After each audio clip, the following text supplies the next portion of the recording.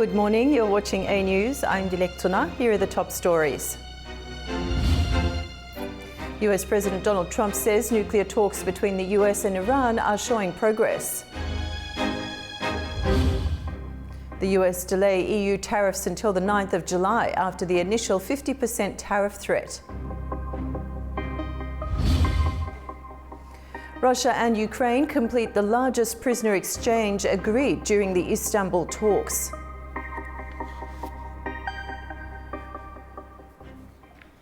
Talks between Iran and the United States over Tehran's nuclear program show signs of limited progress, with the next steps remaining unclear. With mediation efforts ongoing, both sides are holding firm on key issues. As global attention stays on nuclear non-proliferation and Middle East stability, Iran-US negotiations over Tehran's nuclear program continue, though the next round of talks remain uncertain.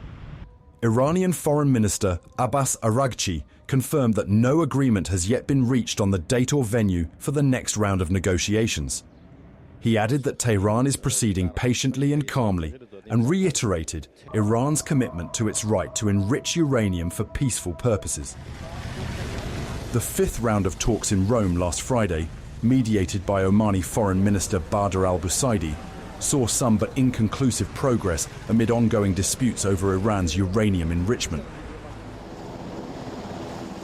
However, speaking to reporters in New Jersey, US President Donald Trump expressed optimism about the recent diplomatic efforts with Tehran. Having to do with nuclear, we've had some very, very good talks with Iran, and I don't know if I'll be telling you anything good or bad over the next 2 days, but I have a feeling I might be telling you something good. We've had some real progress, serious progress. While both sides maintain firm public positions, recent developments suggest that there is still room for negotiation in the effort to resolve the long-standing nuclear dispute. US President Donald Trump has agreed to extend the deadline for trade negotiations with the European Union until the 9th of July, postponing the implementation of a proposed 50% tariff on EU imports. This decision follows a phone conversation with European Commission President Ursula von der Leyen, who requested additional time to reach a comprehensive trade agreement. I tend to agree. We're not looking to make sneakers, and she just called me, as you know, and she asked for an extension on the June 1st date, and she said she wants to get down to serious negotiation because I've told you specifically, but I told anybody that would listen, they have to do that. And we had a very nice call, and I agreed to move it. I believe June 9th would be, July 9th would be the date. That was the date she requested. Could we move it from June 1st to July 9th? And I agreed to do that. And that she said we will rapidly get together and see if we can work something out. Stock markets across Asia saw modest gains on Monday, while the euro strengthened after US President Donald Trump's unexpected decision. In Asia, MSCI's index rose 0.12% and Japan's Nikkei was slightly higher, though trading volumes were low due to US and UK public holidays. The final phase of the three-day prisoner of war swap between Russia and Ukraine has been completed, as both sides see the return of 303 captives. Russia and Ukraine have completed the exchange of 1,000 prisoners of war each, in the largest such swap since the war began 3 years ago. The exchange has taken place over a three-day period beginning on Friday, which saw each side swap 390 prisoners. Saturday followed with the exchange of 307 more. The latest and final swap has seen the exchange of 303 captives from each side. Russian officials say they have involved specialists from the Defense Ministry to assist the returned captives and provide comprehensive support. The released prisoners have expressed deep relief, with some saying they couldn't believe the exchange was real until the final moments. To be honest, I didn't believe till the last moment, until I changed into my uniform, that I had really been changed and that I am in Russia. Ukrainian President Volodymyr Zelensky has thanked the team involved in the exchange and has vowed to return every hostage from Russia. The agreement to exchange 1,000 prisoners each was the only concrete step towards peace to emerge from the direct talks between the warring sides held in Istanbul when they failed to agree to a ceasefire. Hundreds of thousands of soldiers on both sides are believed to have been wounded or killed in Europe's deadliest war since World War II. Earlier, Pope Leo XIV has expressed willingness to host the next round of talks between Russia and Ukraine. However, Russia's Foreign Minister Sergei Lavrov has called that solution inelegant and says it would put the Vatican in an uncomfortable position. Spain hosted high-level talks in Madrid with lawmakers from Europe and Arab countries to discuss the war in Gaza and support a two-state solution. Palestinian Prime Minister Mohammed Mustafa called for more US involvement to help bring peace and stability to the region. Spanish Foreign Minister José Manuel Albares urged for an enforced arms embargo, warning the Middle East doesn't need more weapons. He also suggested reviewing sanctions by individual countries and the European Union. The United Nations warns that the aid reaching Gaza is nowhere near enough. Secretary General Antonio Guterres says Israel is allowing only a teaspoon of help when a flood is urgently needed. The UN chief says the people of Gaza are living through what may be the most brutal stage of the conflict, with life-saving aid barely trickling in. Despite Israel recently lifting part of its blockade and allowing some 300 trucks through, only about a third of those supplies have made it into warehouses, stopped by insecurity and chaotic conditions on the ground. All the aid authorized until now amounts to a teaspoon of aid when a flood of assistance is required. Other essentials, including fuel, shelter, cooking gas, and water purification supplies, are prohibited. Aid agencies say the need inside Gaza is overwhelming and growing by the day. Hardin Lang, Vice President for Programs and Policy at Refugees International, says what's getting in is nowhere near enough to prevent a humanitarian catastrophe. So seeing a couple, dozens, if maybe 100 trucks make their way in over the last couple of days, it's just the very tip of what is required, right? We need 400, 500, 600 trucks moving a day. And not only do they need to be getting into Gaza, you need to be able to distribute them inside. So we saw over the last 24 hours at least one case where a World Food Program truck or convoy was looted. That looting is a subject of the level of, it's a product of the level of desperation that people are feeling, right? They can't even wait for it to get to a distribution site. That's how bad assistance is needed on the inside. Chaos erupted Thursday night when a UN food convoy escorted by Hamas was ambushed and looted. Israeli drones then struck the area, killing 6 Hamas officers. Israel says it was targeting armed threats, not the aid itself. The UN refuses to join the new US-backed Gaza Humanitarian Foundation, saying it lacks neutrality. The United Nations has been clear. We will not take part in any scheme that fails to respect international law and the humanitarian principles of humanity, impartiality, independence and neutrality. And we have been equally clear about what is needed: a permanent ceasefire, the immediate and unconditional release of all hostages, and full humanitarian access. According to the UN Secretary-General, more than 160,000 pallets of aid, enough to fill 9,000 trucks, remain stuck, while Gaza edges closer to famine. Pope Leo XIV addressed the faithful from the window of the Apostolic Palace.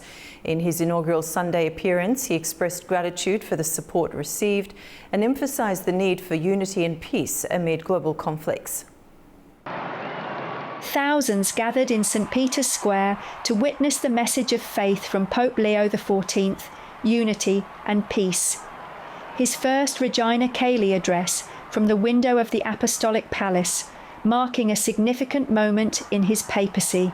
Addressing the faithful, Pope Leo XIV expressed gratitude for the warm welcome he has received since his election earlier this month. He emphasised the importance of prayer and closeness in supporting his ministry. First of all, I wish to thank you for the affection you are showing me, while I ask you to support me with your prayers and closeness. With these sentiments, our prayer embraces all people suffering from war. We invoke courage and perseverance for all those engaged in dialogue and the sincere search for peace.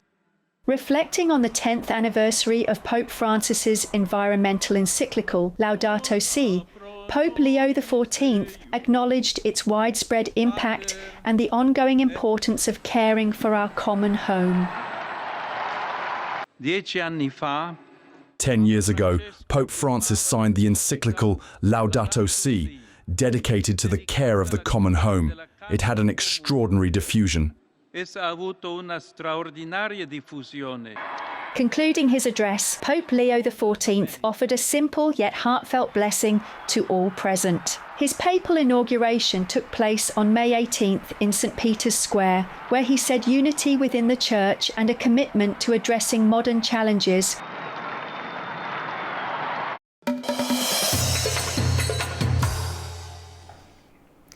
Turkey and Pakistan have agreed to strengthen cooperation, especially in defence, energy and transport. It's after President Recep Tayyip Erdogan and Prime Minister Shehbaz Sharif met in Istanbul on Sunday. Turkey's foreign and defence ministers were also present. Erdogan's team said they also discussed regional and global issues, including the fight against terrorism. Earlier this month, Erdogan expressed support for Pakistan after India launched strikes in Kashmir. Russian and Turkish foreign ministers are set to meet in Moscow to discuss ongoing negotiations and regional security. Sergei Lavrov and Hakan Fidan will focus on the Russia-Ukraine negotiation process. The meeting will cover key issues in the South Caucasus, Libya, Syria and the Black Sea region. Both ministers plan to exchange views on recent developments after talks in Istanbul, including ensuring safe navigation in the Black Sea. This high-level meeting highlights continued diplomatic efforts between Russia and Turkey to address regional challenges and strengthen cooperation. Slovak Prime Minister Robert Fico arrives in Armenia for a three-day official visit to participate in the international forum Yerevan Dialogue, the forum's press service reports. Additionally, the forum, which is being held in the Armenian capital for the second time, will include the participation of France's Minister for European Affairs and Foreign Affairs, Jean-Noel Barrot, Hungary's Foreign Minister, Peter Szijjarto, and Iran's Deputy Foreign Minister, Saeed Khatibzadeh. Among the guests are also other representatives from governments, parliaments, international organisations and experts. The International Forum will take place on the 26th and 27th in Yerevan. Iran says it's ready to boost regional trade. The country has offered logistics support to neighbours through its southern port city of Bandar Abbas. Speaking at the launch of the Tehran Apron Dry Port Terminal's final phase, Iran's Foreign Ministry spokesperson said landlocked countries like Russia, Belarus and several Central Asian and Caucasus states can now access global markets via Iran's transport network. He also confirmed that the key Jahbadar-Zahdan railway will be ready by year-end. A large Chinese freight train has already reached the site, signalling the start of operations. The spirit of ancient traditions and shared heritage came to life this week in Istanbul as the 7th Ethno-Sport Culture Festival continues to celebrate the cultural unity of the Turkic world. One of the most captivating moments of the festival took place when the Azerbaijani delegation presented a breathtaking performance titled Victory, a tribute to equestrian heritage, national pride and the enduring bonds among Turkic nations. With President Recep Tayyip Erdogan and First Lady Emine Erdogan in attendance, the show left a powerful impression on all who witnessed it.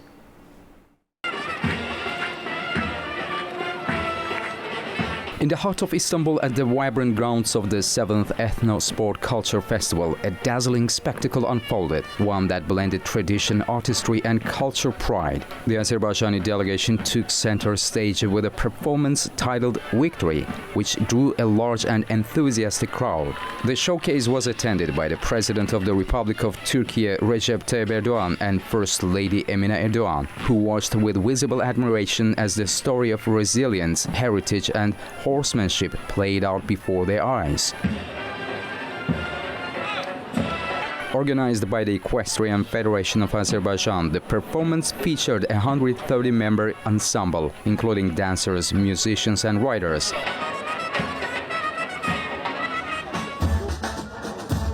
All united in delivering a vibrant portrayal of Turkic equestrian culture. At the heart of the show were 20 majestic Karabakh horses, revered as a national symbol of Azerbaijan and famed for their grace, intelligence and endurance. The performance was a masterful fusion of ancient Turkic traditions and Azerbaijani folklore. Audiences were transported through scenes of nomadic life, ceremonial battles and festive celebrations, all set to the rhythm of traditional Azerbaijani music and dynamic choreography. The synchronized movements of the Karabakh horses, ridden by skilled equestrians in traditional attire, added a unique authenticity and emotional depth to the program. Victory was not only a tribute to Azerbaijan's own cultural legacy, but also a reflection of the broader unity among Turkic nations, a theme echoed throughout the Ethno-Sport Festival. The event offered a reminder of the deep-rooted historical ties and shared values that continued to connect communities across Central Asia, the Caucasus, and Anatolia. The performance received thunderous applause and the standing ovation, with President Erdogan and the First Lady expressing their appreciation for the artistry and symbolism conveyed on stage.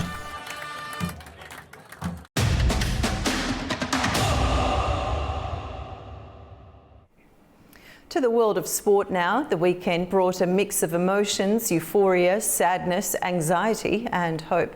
Our Nick Summerby brings us the latest sports updates from around the world. We've got a lot of sport to give you. Let's take you and give you the run through straight away. No better place to start than the World Championship Ice Hockey. And congratulations to the US of A, by the way. Wonderful results. The first time they've won the gold since 1933. They beat Switzerland 1-0. Tage Thompson with the winner in added time as well. So absolutely phenomenal game. So just to give you the recap of everything, and it's been a wonderful tournament as well. And this is on a yearly basis. So what we had here was gold USA, silver was Switzerland and bronze was Sweden. So USA beat Switzerland 1-0 and Sweden beat Denmark 6-2. So congratulations on that. Then moving on to the Premier League. The Premier League, this is the final day of the season, and it was all about the chase for the Champions League. We know Liverpool had won it. Congratulations, wonderful season for them. But it's about who's going to get into that top five. And what a day we had. I'm going to give you a run of the whole results, and then I'll tell you where it really mattered. So Bournemouth 2, Leicester 0. Fulham 0, Manchester City 2. Manchester City claiming their spot in the Champions League. Ipswich 1, West Ham 3. Expect better from Graham Potter's men next season at West Ham. Liverpool 1-1, time to party. That was the celebrations at the end, and the scenes were unbelievable at Anfield, and rightly so. United 2, Villa 0. Villa didn't make it into the Champions League, but controversy is there. There was a goal which was disallowed, where the ball, they thought the keeper had it, and then you look really at it, the keeper doesn't have it, and end up getting a goal. Rodgers gets a goal, but it's cancelled. But they put an official complaint in, and rightly so. VAR, you were brought in to get decisions right. This one is wrong. And how many times have we got to keep seeing this? Anyway, Newcastle-Everton. Newcastle needed to win. They didn't. Everton won 1-0, but they managed to make it into the Champions League. Forest against Chelsea. This was a crucial game. Either one of those teams had to win to get into the Champions League. Forest lost. That enabled Newcastle to get into the Champions League. Chelsea are in the Champions League. Great job there from everyone at Chelsea. We know they spent a lot of money, but all of a sudden there's a direction with the club. They've got an exciting week ahead in the conference final as well, in the European Conference final, so that's quite interesting. Southampton 1, Arsenal 2, Spurs 1, Brighton 4, and Wolves 1. Brentford 1. So to give you a list there, Liverpool top of the league champions, Arsenal, City, Chelsea, Newcastle. That is your Champions League. Let's not forget as well, Spurs have made it because they won the Europa final. So there's 6 teams next year in the Champions League. After that is Villa and Forest. So wow, what a campaign we've had. It's all done. It's dusted. They now have a couple of weeks for Chelsea and Manchester City go into the World Club Cup. But let's not forget, next week we have the huge Champions League final, which I'll give you the build-up to as well, which is Paris Saint-Germain and Inter Milan as well. Also, playoffs to get into the Premier League. That's why there's a smile on my face as well, because Sunderland have made it to the Premier League. It's been 8 years since my old club, are back in the big time, and they beat Sheffield United. They were trailing 1-0, and then they won the game 2-1 to the scenes of they reckon there was 70,000 Sunderland fans what went down to London to celebrate their team, and celebrate they did. They'll still be doing it now as well, so congratulations from them. We then had the playoffs as well to get into the Championship. Congratulations to Charlton Athletic. They beat Leyton Orient yesterday in a huge game. Also, what's my favourite league, which I've been telling you all throughout the year, Serie A. Napoli did it. Scott McTominay, wow, unbelievable. Conte as well, the manager. There's only one club he's not really won at, and that was Spurs. But what an unbelievable! There were scenes. There was a flight which was going past Napoli, and you could see the fireworks all going off as the flight was going. It was unbelievable. Remember the Diego Maradona? Remember those days? Well, it looks like the glory days are back. If you're going to win a title, you win it in Napoli, and the party will continue throughout the summer. Congratulations with them. Also, a little bit of sad news, but not so much sad news. We saw at Real Madrid, Ancelotti is leaving. So he made a speech in the middle of the pitch, as well as Modric, Luka Modric. What a servant he's been. 6 Champions League for Modric, 4 leagues, everything. Look into his Wikipedia, look what he has won. Both Ancelotti and both Modric, what they've done. Ancelotti will now go to be the Brazil manager, so we look forward to seeing him in the World Cup end of next season. But 2 legends, Ancelotti, the best manager in the world, and Modric, one of the best players in the world. There's a lot more to come. As I said, Chelsea are playing in the midweek against Real Betis. I'll give you the build up to that, and then we start going away from football and into all different sports, mainly tennis, Formula. You've got everything. I look forward to your company. And that's the world news for the hour. Keep watching A News for more updates.